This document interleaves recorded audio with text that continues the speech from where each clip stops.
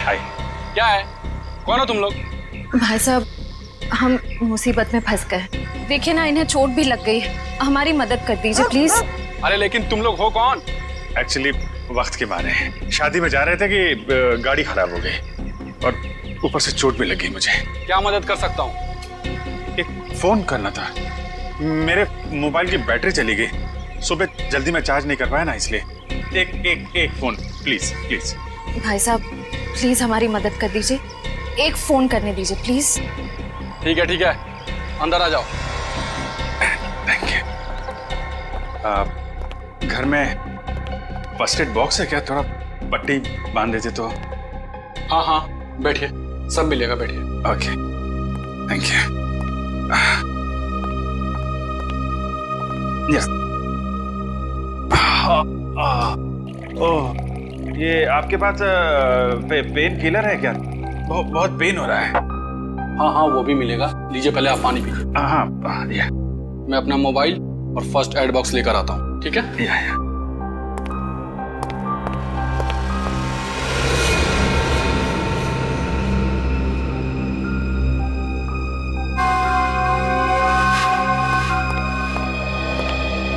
सही टाइम हो गया है।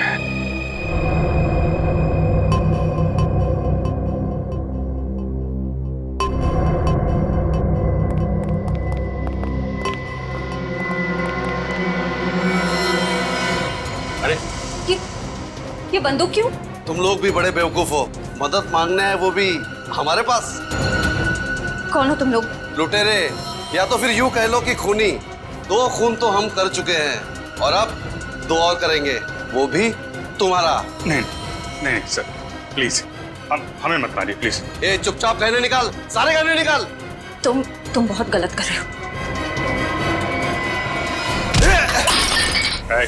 कौन हो तुम लोग? CID। भाग, भाग!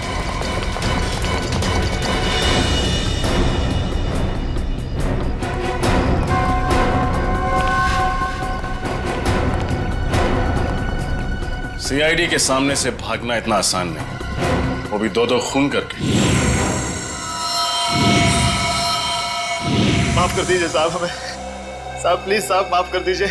माफी के लायक तुमने काम ही नहीं किया जो तुम्हें माफ कर दिया जाए। तुम तीनों के खिलाफ बहुत सारे सबूत है हमारे पास। लक्षिता और इंद्राणी का खून किया तुम लोगों ने। चलो, टाइम पूरा हो गया तुम्हारा, निकलो।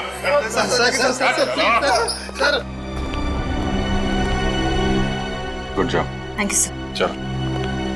जैसे कि आप देख रहे हैं, हम फिलहाल CID ब्यूरो में हैं, वहाँ से लाइव रिपोर्टिंग कर रहे हैं। पहले की तरह इस बार भी CID ऑफिसरों ने खतरनाक लैंड माफिया, जी हाँ, लेडी डॉन लक्षिता और इंद्राणी के खूनियों को पकड़ लिया है।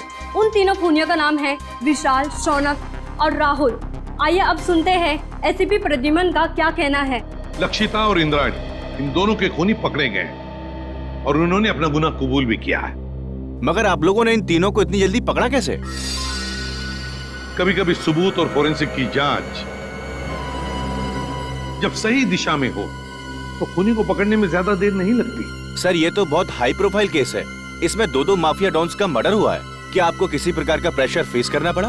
हाँ, कभी कभी प्रेशर तो होता ही है, मगर हमने सबूत भी ऐसे इकट्ठे किए कि उन्हें हम फांसी तक पहुंचा ही देंगे।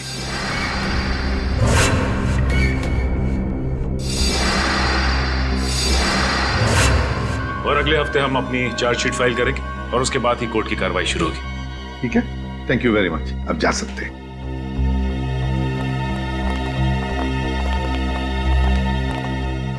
क्या हुआ दया? चुप क्यों? क्या परेशानी है? सर, पता नहीं क्यों मेरा दिल नहीं मानता कि ये तीनों खूनी हैं। क्या? क्यों? सर, फोरेंसिक रिपोर्ट और क्राइम सीन के इन्वेस्टिगेशन से तो यही साबित हुआ है कि खून उन तीनों ने ही किया है। तो सबसे बड़ी बात तो यह है सर कि उन तीनों ने अपना गुनाह कबूल कर लिया कि उन्होंने खून किए। दया सर, आपको कहीं ऐसा तो नहीं लगता ना कि हमने कहीं इन्वेस्टिगेशन में गलती की है या फिर कुछ नजरअंदाज किया हो? नहीं, वैसे तो हमारे इस डबल मर्डर की तहकीकात सही दिशा में जा रही है, हमेशा की तरह से। इस बार भी हमने सारे सबूत इकट्ठा कर लिए, पर पता नहीं क्यों मुझे कुछ सही नहीं लग रहा सर। जो दिख रहा है शायद वो है नहीं, और जो है वो दिख नहीं रहा। हाँ सालुंके के बोल। शादी कर रहा है? क्यों जा रहा है? क्या?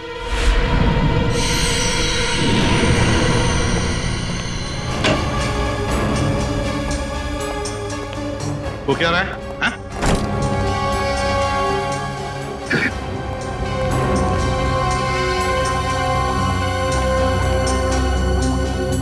अरे डॉक्टर साहब आखिर बात क्या है?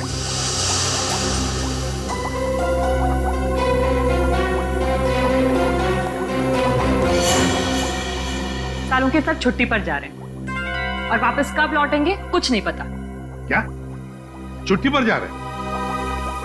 तू छुट्टी ले कैसे सकता है? हाँ? अरे यार, इस पे इतना हाइपर होने की क्या जरूरत है? हाँ? मैं छुट्टी पे जा रहा हूँ क्योंकि मेरी तबीयत ठीक नहीं है और मैं अपने घर जा रहा हूँ छुट्टियां लेकर के। किसी दूसरी दुनिया में नहीं जा रहा हूँ क्योंकि मुझे इस लैब में ये इन लाशों से, इस केमिकल सेक्शन से मेरी तबीयत खराब होती है। मैं थोड़े दिन आराम करना चाहता हूँ, बस इतनी सी बात है। बस इतनी सी बात है। ये कौन है? तुम कौन? सर मैं इनकी पर्सनल नर्स हूँ, मेरा नाम मोनिका है। एक्चुअली इनकी ईसीजी रिपोर्ट्स बहुत खराब आई हैं, इसीलिए डॉक्टर ने इन्हें कंप्लीट रेस्ट करने के लिए बोला है। पागल हो गया तू? बता क्यों नहीं पहले तूने? क्या बता था? मुझे अब खुद पता चला है तो मैं तुम्हें पहले क्या बताता? लेकिन सालुंके साहब, तब तक फॉरेंसिक डिपार्टमेंट की जिम्मेदारी कौन संभालेगा?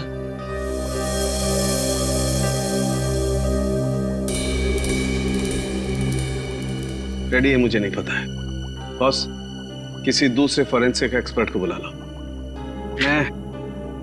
मैं कुछ दिन के लिए आराम करना चाहता हूं।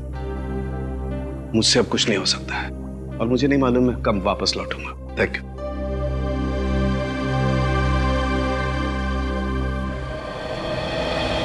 अच्छा हुआ आप लोग आ गए। बात क्या है तारिका? यहाँ पे क्यों बुलाया तुमने हमें? मुझे तुमसे जो बात कहनी है, पता नहीं उसका रिएक्शन क्या होगा, लेकिन बात कहना जरूरी है। सालुंके सर का बर्ताव और उनके काम करने का ढंग कुछ दिनों से बहुत बहुत अजीब हो गया है। क्या मतलब है तुम्हारा? देखो आप लोग प्लीज मुझे गलत मत समझिए। सालुंके सर मेरे गुरु हैं। मैंने इतने साल उनके साथ काम किया है और कितना कुछ सीखा है उनके पास से। लेकिन इस केस की फोरेंसिक जांच उन्होंने ठीक से नहीं की। कितनी सारी बातों को उन्होंने अनदेखा किया है।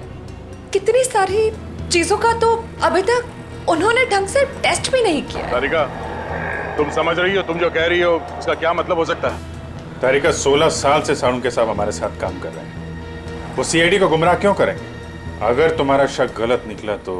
अगर आप लोगों ने मुझे गलत साबित किया तो सबसे ज्यादा खुशी मुझे ही होगी। डॉक्टर, तारिका की बातें अभी भी दिमाग में घूम रही है। आज तक कभी सालुंके साहब के लिए उसने कुछ नहीं कहा, लेकिन आज ये समझ में नहीं आ रहा है अब हमें क्या करना चाहिए। कभी लगता है कि डॉक्टर सालुंके कभी ऐसा कर ही नहीं सकते, कभी लगता है कि मेरा शक सही था। कहीं ना कहीं इस केस में हमसे कुछ गलती हो रही है। ना एक्सपीरियंस आदमी है सालुंके साहब, लेकिन फिर क्या करें? एसीपी साहब को बोलना है? नहीं अभिजीत, भले एसीपी साहब डॉक्टर सालुंके से झगड़ते हो, पर वो कभी नहीं मानेंगे कि ये फॉरेंसिक रिपोर्ट डॉक्टर साहब ने ठीक नहीं बनवाई। ये बात तो है।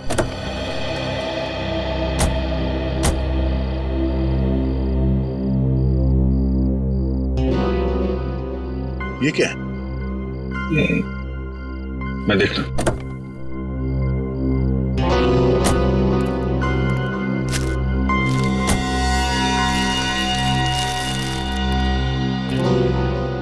चॉकलेट पेपर जैसा लगता है।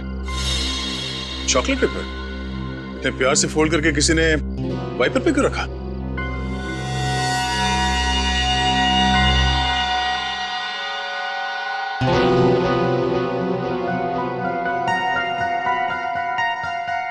कुछ लिखा हुआ है इसमें। कहीं कोई मैसेज तो नहीं? हो सकता है, पर क्या है पढ़ने में आ नहीं रहा। चल के देख।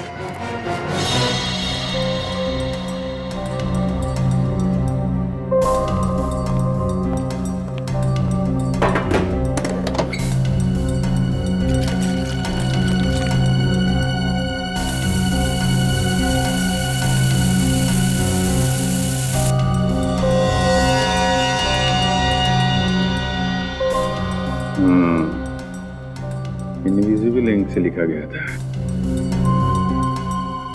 Hotel red central. Hotel red central? Lakshita और इंद्राणी की काम वाली सकू भाई ने भी होटल रेड सेंट्रल का ही नाम लिया था। लक्षिता मैडम और इंद्राणी मैडम 10 सितंबर को रेड सेंटर होटल में जाने वाले थे। होटल रेड सेंट्रल 111 10/9 111 10/9 10/9 मतलब 10 सितंबर, और 111 इस होटल का रूम नंबर हो सकता है। 10 सितंबर को लक्षिता और इंद्राणी का खून हुआ था। कहीं इस होटल रेड सेंट्रल के कमरा नंबर 111 का इस डबल मर्डर केस से कोई संबंध तो नहीं है? हो सकता है दया, इसका पता लगाना पड़ेगा।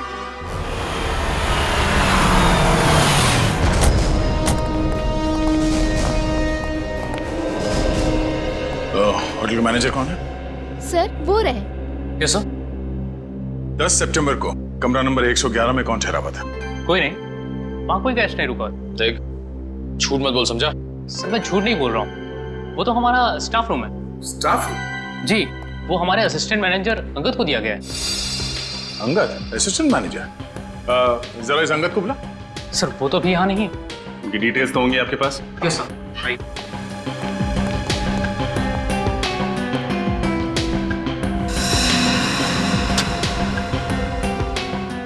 ये अंगद इस वक्त कहाँ होगा, कुछ मालूम है? नहीं सर, अंगद सर अचानक कहीं चले गए हैं। अचानक कहीं चले गए? हाँ सर, 10 तारीख को शाम को 6:30 से 7 के बीच वो रूम की चाबी लेकर बाहर निकला और आते ही बोला कि उसे मुंबई से बाहर जाना है, उसे कुछ दिनों के लिए छुट्टी चाहिए। और कहाँ गया ये बता के नहीं गया? नहीं सर, इनफैक्ट वो अपना सामान लेने अपने रूम में भी नहीं आया। और उस दिन से उनका कमरा खोला भी नहीं गया है। तो आप खोलिए, हमें कमरा नंबर 111 की तलाशी लेनी है। पूरी राहुल, विशाल और शौनक, इन तीनों के खिलाफ चार्जशीट फाइल करने से पहले सब कुछ अच्छी तरह से दोबारा चेक करो। फोरेंसिक रिपोर्ट, गवाहों के बयान और फिर उन तीनों की स्टेटमेंट भी, जिसमें उन्होंने कबूल किया कि ये खून उन्होंने किए। हाँ सर, मैंने सारे पेपर्स इकट्ठे कर लिए। देखा सर, वो दया का फोन आया था, थोड़ा लेट आ रहा है, कह रहा था कुछ जरूरी काम निपटाने उसे। अब इससे एक बात समझ में नहीं आ रही है, आज इतने सालों से हम लोग एक साथ काम कर रहे हैं, लेकिन किसी भी इन्वेस्टिगेशन में दो राय नहीं हुए। मगर इसी केस में, पर्टिकुलरली इसी केस में, पता नहीं क्यों दया को यकीन क्यों नहीं होता। सर, उसे लग रहा है कि तहकीकात में कुछ कमी रह गई है सर। क्यों ऐसे लग रहा है? सब कुछ तो ठीक ठाक है, सब कुछ ठीक ठाक है, समझ में नहीं आ रहा है क्यों? सारे ठोस सबूत है उनके खिलाफ, ठोस सबूत है उनके खिलाफ। सर, लक्षिता को माथे पे गोली मारी गई है और इंद्राणी को गले पे। और दोनों ही गोलियां आर पार हो गई हैं। हाँ सर, और दोनों के शरीर पे कोई चोट या खरोच के निशान नहीं है। मतलब मौत से पहले हाथापाई नहीं हुई?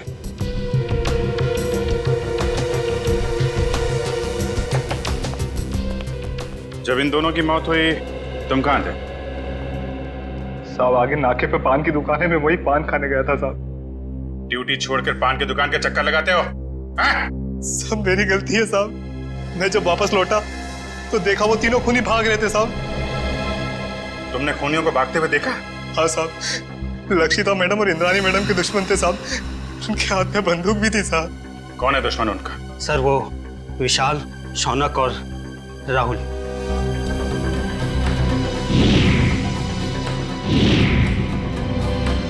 विशाल, शौनक और राहुल, ये तीनों तो वही है ना जिनके घर हथियार लेते तुम्हारी मैडम ने? ठीक कहा सर आपने। मैंने तो कई बार इंद्राणी मैडम और लक्षिता मैडम को कहा था कि प्लीज आप अपना पर्सनल बॉडीगार्ड रख लीजिए, लेकिन नहीं सर, अब प्रॉपर्टी के काम में दुश्मनी तो होगी सर। यहाँ घर में कोई और भी था इनके साथ? नहीं साहब, फार्म हाउस पे वो दोनों अकेली थी साहब। लेकिन फार्म हाउस पे काम करने वाली शक्कू भाई, वो भी नहीं आई थी साहब। सर,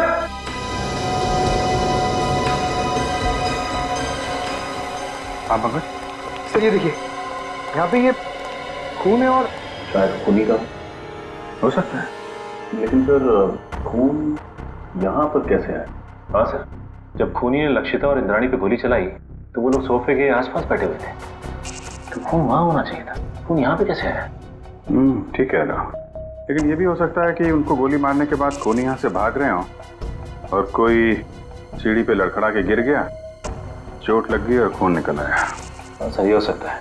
पंकज, ये दीवार पे जितने भी बुलेट्स हैं सबको निकालो और फोरेंसिक लैब भेज दो। सर फिर तो बैलिस्टिक रिपोर्ट से पता चल जाएगा कि लक्षिता और इंद्रानी पे यही गोलियां चली थी यानी। करेक्ट। और उंगलियों के निशान और खून की जांच से ये भी पता चल जाएगा कि वो खून विशाल, शौनक और राहुल में से किसका है। एक काम करो, जितने भी आई विटनेस है सबके स्टेटमेंट लो और तुषार से साइन करा लो। सर। रजत, सक्कू भाई को बुलवाओ, पूछताछ करो उससे। सचिन, विशाल, शौनक और राहुल तीनों की फोटोग्राफ सारे पुलिस स्टेशन में भेजो। सारे मोबाइल वैन और चेक नाके पे भी भेजो। तीनों बच के जाने नहीं चाहिए। सक्कू भाई, मैं तुमसे कुछ सवाल पूछूंगा, सब सच सच बताना। साहब, सक्कू भाई कभी झूठ नहीं बोलती। अच्छी बात है। आज तुमने लक्षिता मैडम और इंद्रानी मैडम के बर्ताव में कुछ अजीब पाया था? नहीं साहब। अच्छा, राहुल, शौनक और विशाल, इन तीनों का तुम्हारे मैडम के साथ कभी कोई झगड़ा हुआ था? नहीं साहब, मैंने कभी कोई झगड़ा नहीं देखा। तुम्हारी दोनों मैडम यही रहती? नहीं साहब, शनिवार और रविवार को आराम करने के लिए वो फार्म हाउस आ जाते थे और सोमवार को चले जाते थे साहब। और कुछ याद है तुम्हें? हाँ साहब, लक्षिता मैडम और Indrani madam hotel red centre में जाने वाले थे। तुम्हें अच्छी तरह याद है कि वो होटल रेड सेंट्रल ही जाने वाले थे? हाँ साहब, मुझे पक्का याद है ना, मैडम ने खाना बनाने के लिए मुझे मना किया था। और हाँ साहब, वो किसी के साथ डिनर करने को जाने वाले थे, लेकिन वो गए नहीं गए मुझे कुछ भी नहीं पता है साहब। मैं वहां से भी चली गई। Hotel red central. इतने सारे सबूत मिले अभिजीत, उंगलियों के निशान, फिर वो गोलियां भी जिससे खून हुआ है, और फिर गवाहों के बयान भी। वही तो सर, उन तीनों के पास इंद्राणी और लक्षिता को मारने का कारण भी था, क्योंकि उन्होंने उन तीनों को बेघर किया था। यहाँ तक कि वॉचमैन ने भी उन्हें खून करके भागते हुए देखा था। और साळुंखे साहब ने भी बताया है, उन्हीं की गोलियों से मौत हुई है लक्षिता और इंद्राणी की। साळुंखे की रिपोर्ट कभी गलत नहीं होती, कभी गलत नहीं होती। लेकिन इस केस की फोरेंसिक जांच उन्होंने ठीक से नहीं की। कितनी सारी बातों को उन्होंने अनदेखा किया है, कितनी सारी चीजों का तो अभी तक उन्होंने ढंग से टेस्ट भी नहीं किया। हाँ सर, साळुंखे साहब का काम तो एकदम पक्का होता ही है, पर पता नहीं क्यों अचानक उनकी तबीयत कैसे खराब हो गई। हाँ सर, साळुंखे सर जब क्राइम सीन पर आए थे वो तब से ही परेशान लग रहे थे, शायद तब से उनकी तबीयत खराब हो गई।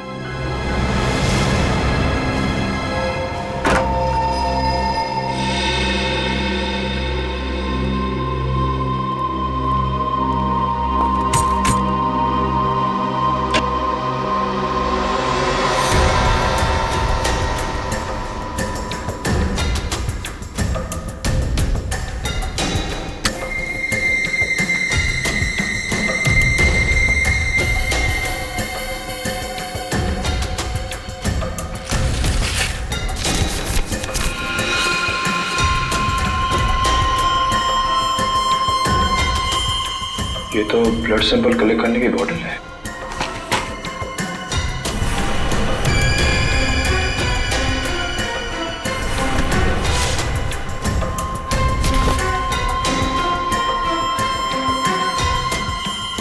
तो किसी चीज की ड्राइंग की गई है इस पेपर में।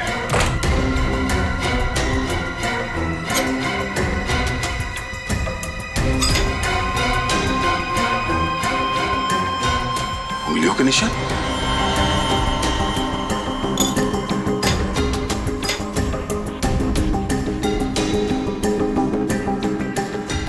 ये RVS सर, ये देखिए, लगता है कोई अलग अलग आदमियों के उंगलियों के निशान बना रहा था। मैनेजर साहब, क्या इस कमरे में अंदर के अलावा कोई और गया? नहीं सर, वही रहता था। मेरा इस मरीज में ये RVS क्या हो सकता है सर? कहीं ये R से राहुल, S से शौनक और V से विशाल तो नहीं है सर? लेकिन अंगद ने इन तीनों के फिंगरप्रिंट्स उठाए कहां से हुए? पानी के ग्लास पर से या फिर टेबल के ऊपर से?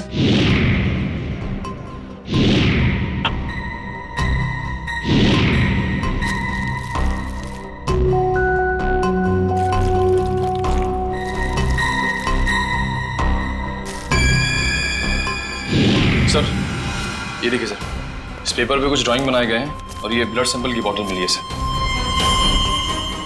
तो लगता है इंद्रानी और लक्षिता के मर्डर में इस संगत का हाथ है सर। ये काम करो, ये सारे सबूत और ये ब्लड स्लाइड्स इसे डॉक्टर तारिका के पास भेज दो। हमें इस अंगद को जल्द से जल्द ढूंढना होगा। बहुत बड़ा हाथ है उसका इस केस में।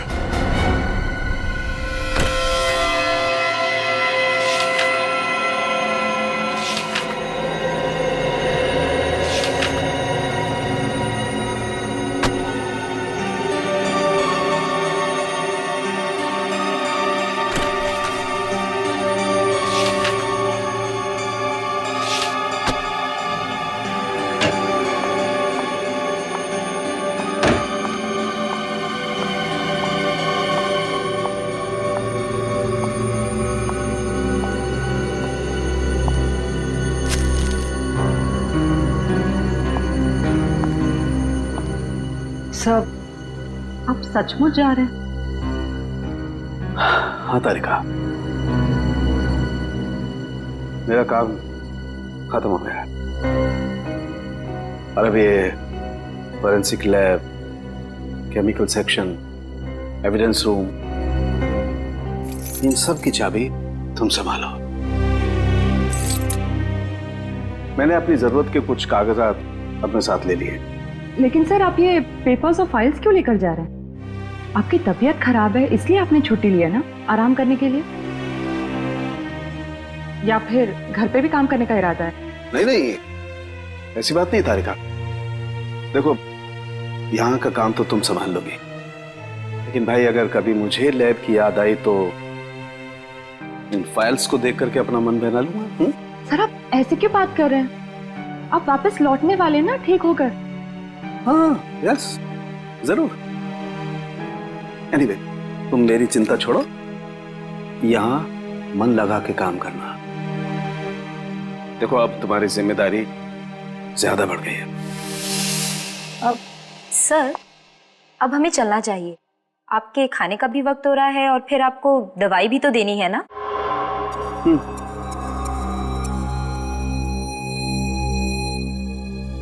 ओके तारिका। सर अपना ख्याल रखिएगा और जल्दी से ठीक होकर वापस आइए। And you take care of yourself. चलिए।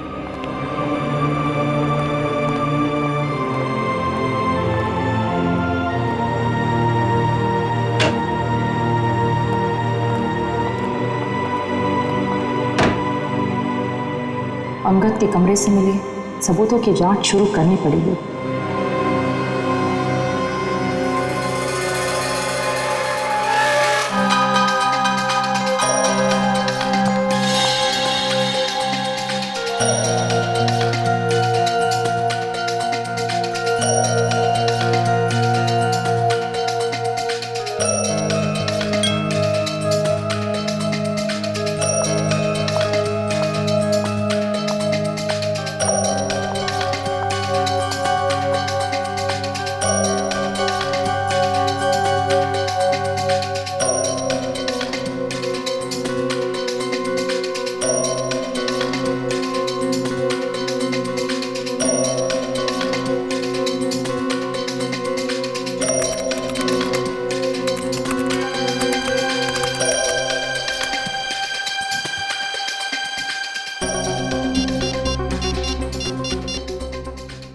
हेलो, डीएनए लैब जी, मुझे डीएनए की जांच करवानी है। हाँ, स्लाइड और रेफरेंस फाइल दोनों भी रेडी है। डॉक्टर सालुंके एक्चुअली सालुंके साथ छुट्टी पे है और उनके जगह जो नए हेड ऑफ द डिपार्टमेंट आने वाले हैं उन्हें ज्वाइन करने में थोड़ा टाइम है। लेकिन मैं इस केस में बिल्कुल डिले नहीं कर सकती, इसलिए प्लीज़ आप रिपोर्ट जल्द से जल्द रेडी कर दीजिए। Okay, thank you very much.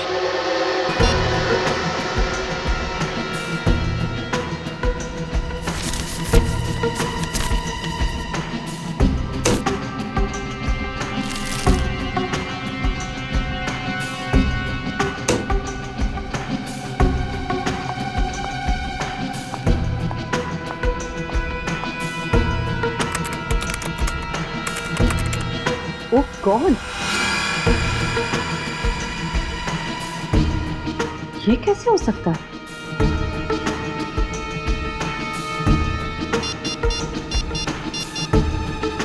Hello,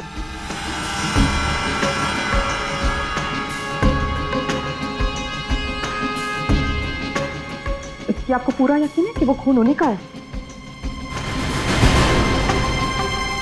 न जाने डॉक्टर तारिका को आप क्या पता चला है। जब उनका फोन आया था तो काफी परेशान लग रही थी। कोई तो बड़ी बात होगी अभिजीत। मुझे लगता है लक्षिता और इंद्राणी के मर्डर केस को रीओपन करना चाहिए और नए सिरे से तहकीकात करनी चाहिए। हमारा शक सही निकला। फिंगरप्रिंट और डीएनए रिपोर्ट।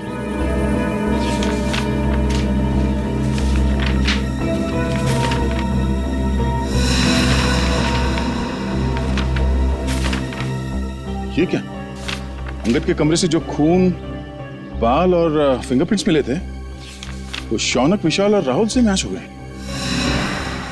कमाल है, शौनक, विशाल और राहुल के खून और फिंगरप्रिंट्स हमें क्राइम सीन पे भी मिले थे।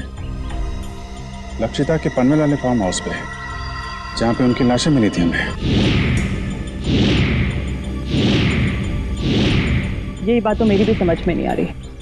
अगर विशाल, शौनक और राहुल ने उन दोनों औरतों को उनके पनवेल वाले फार्म हाउस में मारा है, तो फिर उनके बाल, खून और फिंगरप्रिंट्स होटल रेड सेंट्रल के किसी स्टाफ रूम में कैसे आ गए? सर, राहुल, विशाल और मैं, हम तीनों हमारे गैर कानूनी सौदे के लिए होटल रेड सेंट्रल जाया करते थे। लेकिन सर, मैं कसम खा के कहता हूँ कि हम तीनों अंगद से कभी नहीं मिले। सर, मुझे तो ये भी नहीं पता कि मेरे उंगलियों के निशान अंगद के कमरे में आए कैसे। अंगद को पहले कभी मिले नहीं थे। रेडी, अंगद का फोटो दिखाओ।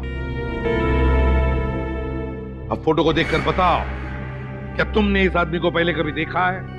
जानते हो इसे? ये अंगद है, असिस्टेंट मैनेजर था रेड सेंट्रल होटल का।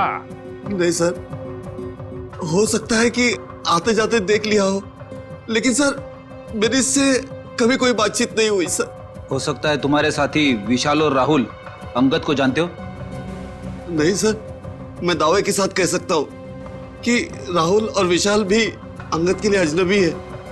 शौनक, इस छोटी सी बोतल में हमें तुम्हारा खून मिला था। मेरा खून? हाँ, ये भी अंगद के होटल के कमरे से मिला था हमें। तुम्हारा ये खून वहां अंगद के कमरे में कैसे आया? मुझे नहीं पता सर। क्या पिछले 8-10 दिन में तुम्हें कोई चोट लगी थी जिसके कारण बहुत ज्यादा खून बहा?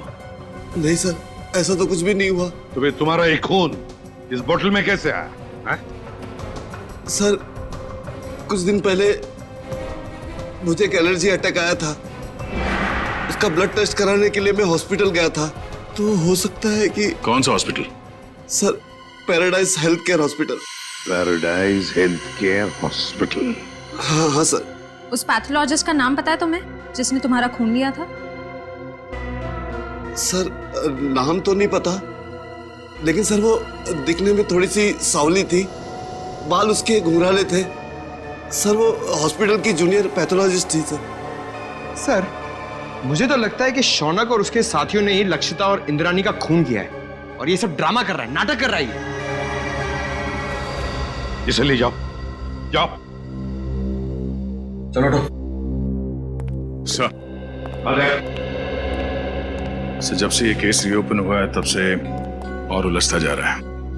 पहले किसी ने मेरी गाड़ी में उस चॉकलेट के पेपर पे होटल रेड सेंटर लिखा और उसी होटल के कमरे से ये अंगद गायब हो गया और उसके कमरे में से इन तीनों के बाल, फिंगरप्रिंट्स और खून मिले। और सर और क्या? सर, समझ में नहीं आ रहा कैसे कहूं, आपको मेरी बात का यकीन होगा या नहीं। यकीन करूंगा या नहीं? साफ साफ बताओ दया। सर, वो डॉक्टर तारिका को डॉक्टर सालों के बर्ताव पे कुछ परेशानी है सर। उसे लगता है कि पोस्टमार्टम और फॉरेंसिक जांच के दौरान वो कुछ परेशान से थे और उन्होंने ये सारे टेस्ट जल्दबाजी में किए थे। तुम साळुंखे पर शक कर रहे हो दया? सर कुछ बात तो जरूर है। साफ साफ बताओ दया, बताओ बात क्या है। सर मुझे लगता है कि सेहत का तो सिर्फ बहाना है। क्या मतलब? सर मतलब डॉक्टर सालुंके का लैब में ना आने की असली वजह कहीं ये लक्षिता और इंद्रानी के डबल मर्डर केस तो नहीं है? अगर ये बात है दया तो सालुंखे से मिलना पड़ेगा।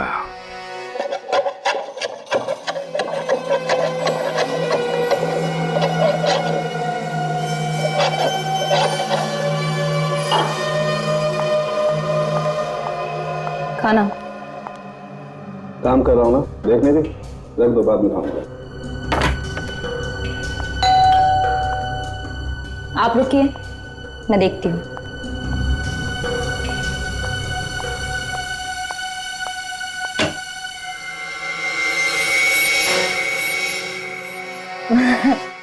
सर आप आइए ना प्लीज। अरे प्रद्युमन, दया, अरे आप सब लोग यहाँ? हाँ, तू इतना चौंक क्यों गया हमें देखकर? नहीं मतलब आप सब लोग यहाँ मेरे घर पे इस वक्त किस लिए? हम ये पूछ रहे हैं कि आपकी तबीयत कैसी है। वैसे तो हम यहाँ फोन करके आना चाहते थे, पर आपका फोन कब से स्विच ऑफ आ रहा है। हाँ, वो बैटरी का प्रॉब्लम होगा। सर आपकी तबीयत कैसी है अब? मेरी तबीयत के बारे में छोड़ो, आप लोग ये बताओ कि आप लोग यहाँ पर किस लिए आए? क्यों, बस कुछ प्रॉब्लम हुई है? आसाम की प्रॉब्लम तो हुई है। हमारी इन्वेस्टिगेशन और तुम्हारे फोरेंसिक रिपोर्ट में कुछ गलती है।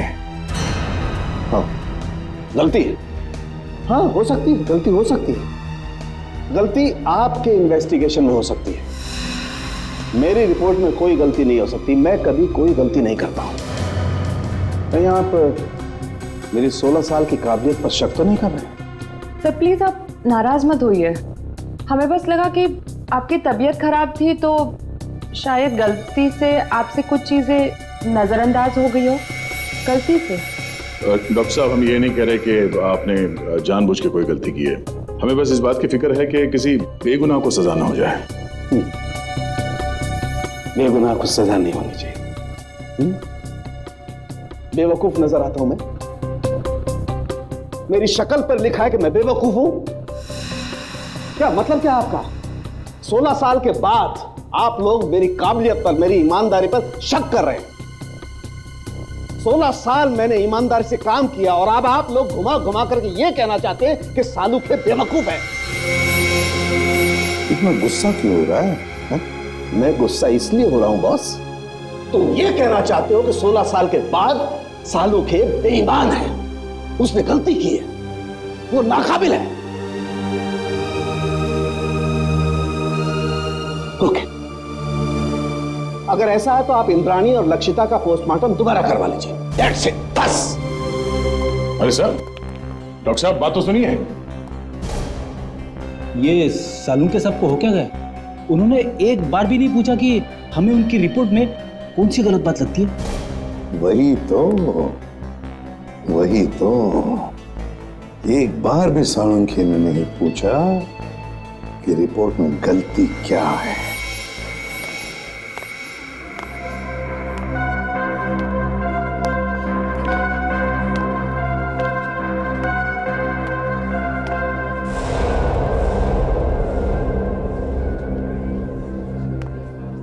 भाई साहब, हाँ ये स्लिप देखकर बताइए। हाँ, आप इस डोर से अंदर चले जाइए।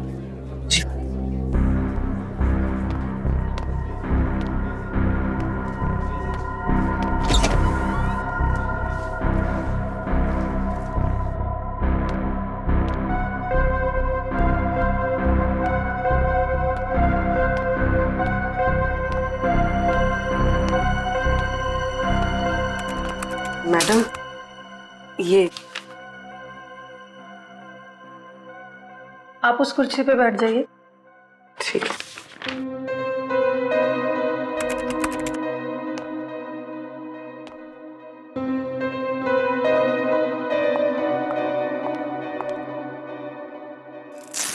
अपना हाथ दीजिए।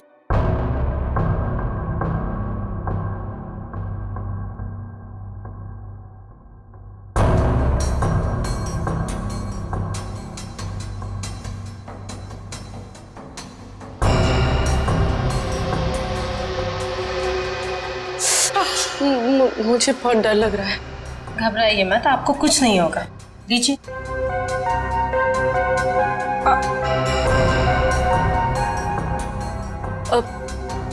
मेरा एक दोस्त है, मुझे उसकी ब्लड रिपोर्ट पिकअप करनी है, तो मुझे उसकी रिपोर्ट मिलेगी?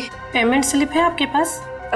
स्लिप तो नहीं लाई हूँ, लेकिन उसकी रिपोर्ट्स बहुत अर्जेंट है। वो बीमार है तो आ नहीं सकता। उसका नाम शौनक है। ठीक है, मैं चेक करके आपको बताती हूँ। लेकिन मैंने तो किसी शौनक की रिपोर्ट नहीं देखी, और अगर होती तो रिकॉर्ड में होती। आप यहीं पे रुकिए, मैं देख के बताती हूँ।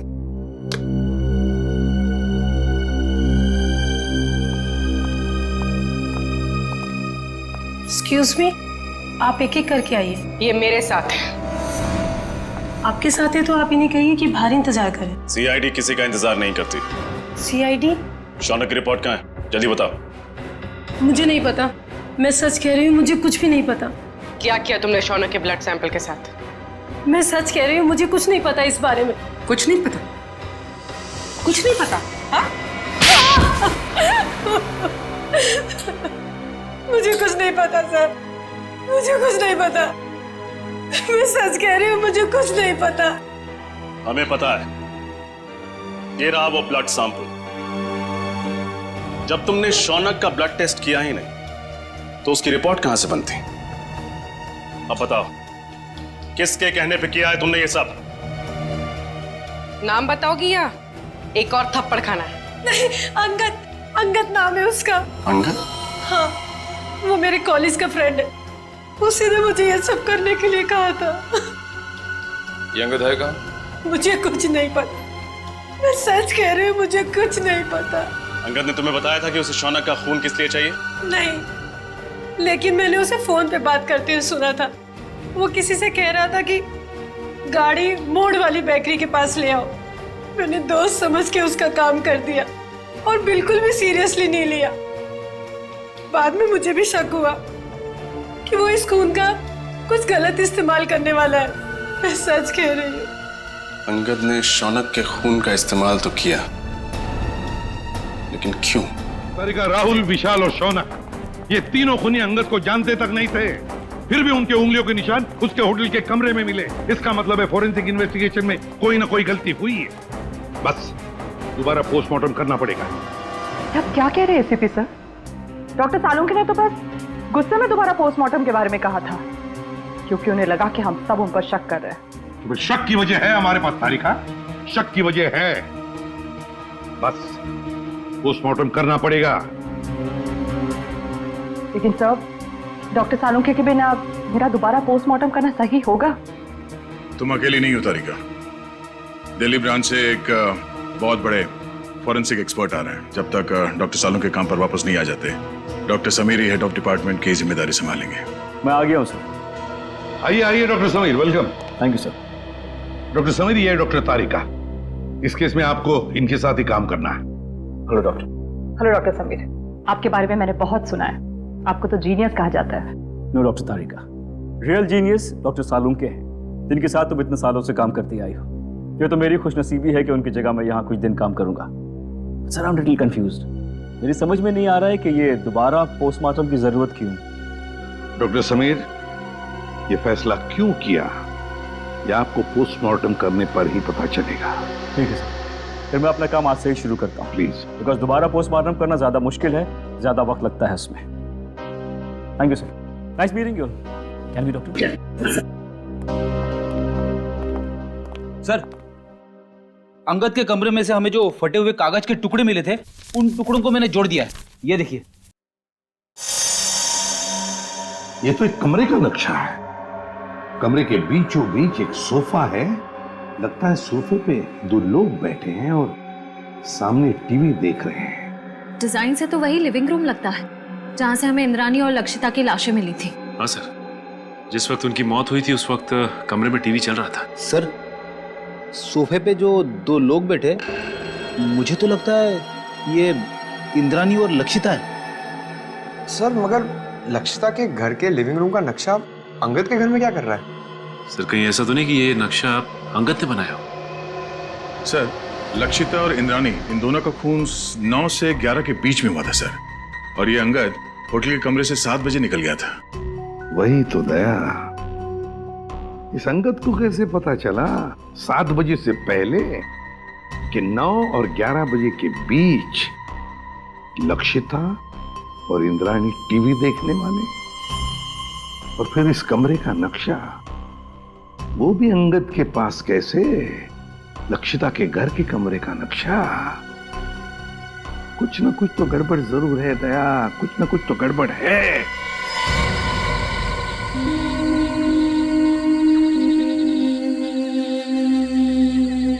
आप लोगों ने पुलिस बीट को फोन किया था? जी हाँ। क्या हुआ यहाँ पे? हम लोग यहाँ से जा रहे थे तो इस कार को इस हालत में देखा तो आपको फोन किया। आगे की सीट में एक आदमी है, शायद मर गया है।